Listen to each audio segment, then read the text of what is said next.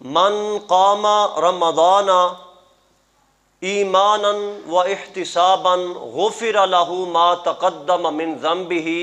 آقا علیہ السلام نے فرمایا جس بندے نے رمضان المبارک میں قیام کیا تو اللہ پاک اس کے سارے گناہوں کو معاف فرما دیتا ہے۔ باروایت اخری من قام رمضان ایمانا و احتسابا اخرج ذنوبہ کیوم ولدتہ امہ۔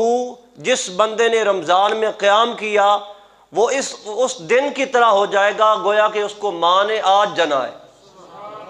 اتنی فضیلت ہے رمضان المبارک میں قیام کرنے کی۔ اور ایک اور روایت ہے جو بڑی مشہور ہے، فرمایا وہ شخص بدبخت ہے، اس کی ناک خاک آلود ہو جس بندے نے رمضان المبارک پایا اور پھر اپنی بخشش نہ کروا سکا۔